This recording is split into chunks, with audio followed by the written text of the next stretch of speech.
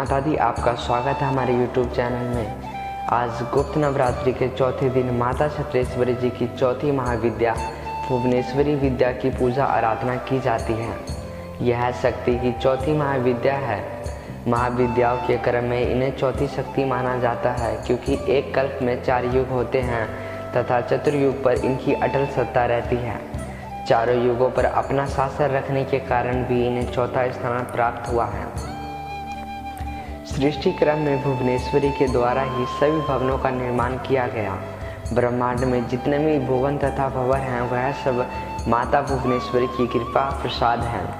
देवी षोडशी त्रिपुर सुंदरी के द्वारा जीव और जीवन का सृजन हुआ, तो इन्हीं को उच्च व्यवस्था प्रदान करने के लिए माने उत्तम कर्म में सुंदर सुंदर भवनों का निर्माण किया गया। देवताओं के लिए स्वर्ग लक्ष्मी नारायण हेतु वैकुंठ, ब्रह्मा जी हेतु सतलोक, भगवान शिव हेतु कैलाश, मनुष्य हेतु पृथ्वी, इसी प्रकार जितने भी त्रिभुवन इस ब्रह्मांड में विद्यमान हैं, वह सब माता भुवनेश्वरी के द्वारा प्रकट किए गए हैं। इसलिए माँ को त्रिभुवन स्वामिनी भी कहा जाता है। स्वर्ग से लेकर पाताल, पाताल से लेकर नागलोक, नागलोक से लेकर वैकुंठ, हर स्थान पर यदि किसी की अटल सत्ता विद्यमान है तो वह देवी भुवनेश्वरी हैं, जो हर स्थान पर हर क्षण क्षण उपस्थित रहती है। इनका तत्व सृष्टि में कण कण में विद्यमान है, इसलिए ही परमेश्वर को घट घट में बसने वाला कहा जाता है। हर स्थान पर यह सजीव हो चाहे निर्जीव, माँ की इस महाविद्या की द्वारा सृष्टि को व्यवस्थित करने के लिए कालचक्र की व्यवस्था भी की गई, अर्थात कालचक्र इन्हीं की रचना का परिणाम है। समय की रचना माता भुवनेश्वरी ने अपनी नाभि प्रकाश से की। भक्ति करने वालों पर कभी भी समय का दुष्प्रभाव नहीं पड़ता। समय कालचक्र सदैव भुवनेश्वरी के भक्तों के अनुरूप कार्य करता है। कई बार परिस्थिति और कर्म अनुसार यदि समय करवट लेता है तो माँ के एक इशारे मात्र से तत्काल बदल जाता है। जीव आत्मा जब माता रानी के शरण में रहकर उनकी सेवा अर्चना करती हैं, तो माँ की इस महाविद्या के द्वारा भव सागर से उसे पार करवाया जाता है। भव सागर से जीव आत्मा का आरक्षण करने के कारण भी माता रानी की चौथी महाविद्या को भुवनेश्वरी कहते हैं। महाविद्या होने के साथ साथ माता भुवनेश्वरी ईश्वरी कुल की प्रधान दीदी हैं। माता छत्रेश्वरी के साथ इनका संबंध प्रेम से परिपूर्ण अगाध समर्पण का है। छत्रों वाली माता से अगाध प्रेम होने के कारण यह महाविद्या माता रानी के भक्तों का विशेष ध्यान रखती है। समय रहते छल कपट को भक्तों के सामने प्रस्तुत करती है। समय से पूर्व फल प्रदान करती है और आनंद की वर्षा करती है। छत्रों वाली के भक्तों को आनंदमयी बनाती है। प्रकृति के अनुसार 10 महाविद्या के 3 समूह हैं। पहला सौम्य कोटि, जिसके अंतर्गत आती हैं त्रिपुर सुंदरी, भुवनेश्वरी, मातंगी और कमला। दूसरा है उग्र कोटि, जिसके अंतर्गत आती हैं काली, छिन्नमस्ता, धूमावती, पगलामुखी। तीसरा है सौम्य उग्र कोटि, जिसके अंतर्गत आती है तारा और त्रिपुर भैरवी। 10 महाविद्या कुछ इस तरह से हैं। पहली काली, तारा, त्रिपुर सुंदरी, भुवनेश्वरी, छिन्नमस्ता, त्रिपुर भैरवी, धूमावती, बंगलामुखी, मातंगी और कमला। 10 महाविद्याओं में से महाविद्या भुवनेश्वरी देवी की जयंती भाद्रपद के शुक्ल पक्ष की द्वादशी को मनाई जाती है। आश्चर्य की बात है कि द्वादशी के दिन समय चतुर्भुज स्थिर पड़ जाता है, क्योंकि इस दिन पर प्रेमनाथ परमेश्वरी रानी माँ के द्वार भुवनेश्वरी महाविद्या को अपने बाएं हाथ की चौथी उंगली से प्रकट किया था। ग्रहण, रंगों के त्योहार होली, उजाले का प्रतीक दिवाली, महाशिवरात्रि, कृष्ण पक्ष एवं अष्टमी के दिन मुख्य रूप से भुवनेश्वरी देवी की पूजा की जाती है। भुवनेश्वरी देवी को आदिशक्ति और मूल प्रकृति भी कहा गया है। भुवनेश्वरी की शताक्षी और शाकंभरी नाम से प्रकट होकर प्रसिद्ध हुई, जिन्हें काल की जन्मदात्री भी कहा जाता है। इनके मुख्य आयुध अंकुश और पाश हैं।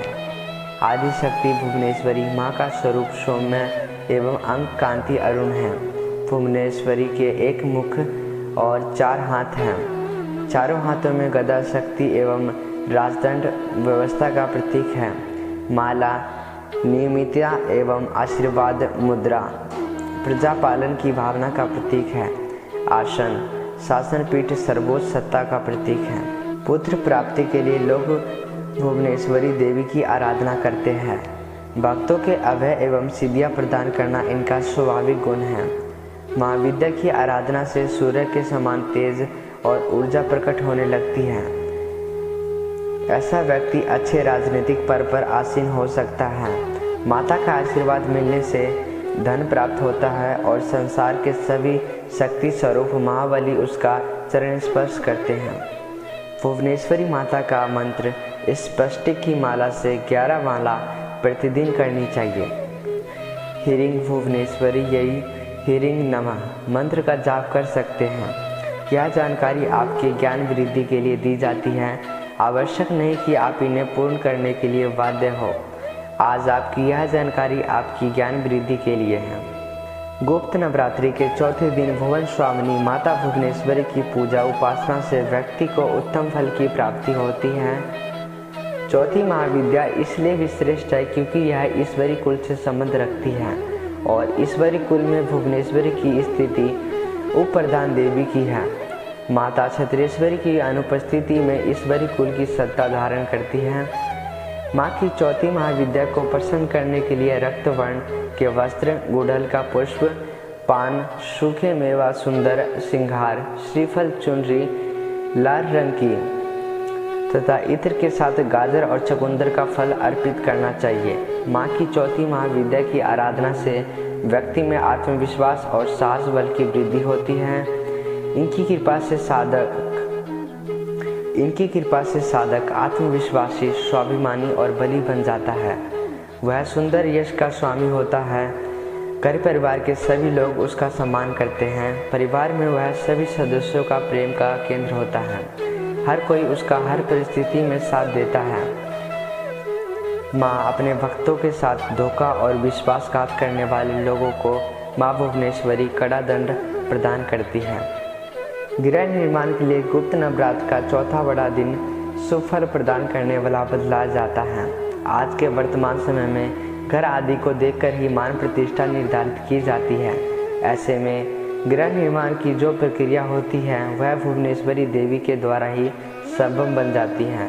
इसलिए कोई भी निर्माण कार्य प्रारंभ करने से पहले नींव पूजन किया जाता है। वह नींव पूजन भुवनेश्वरी देवी की प्रसन्नता के लिए ही होता है। गृह बनाने की इच्छा रखने वाले लोगों को आज के दिन पानगर माँ को अर्पित करना चाहिए। इससे उनकी विशेष कृपा से ही शीघ्र ही साधक सुंदर भवन का निर्माण कर पाता है। साथ ही आत्मविश्वासी, साहसी, स्वाभिमानी और बुरे समय को ठीक करने के लिए, सुंदर संतान प्राप्ति के लिए, गृह निर्माण के लिए भुवनेश्वरी साधना सबसे उत्तम मानी गई है। आशा है कि यह जानकारी आपको अच्छी लगी होगी। यदि आपको यह जानकारी अच्छी लगी है तो चैनल को कर लीजिए सब्सक्राइब ऐसी और जानकारी पाने के लिए, और हो सके तो इसे ज़्यादा से ज़्यादा लोगों तक शेयर करना ताकि उन्हें भी गुप्त नवरात्रियों के बारे में पता चले। जय माता दी, जय श्री अलीवेली सरकार।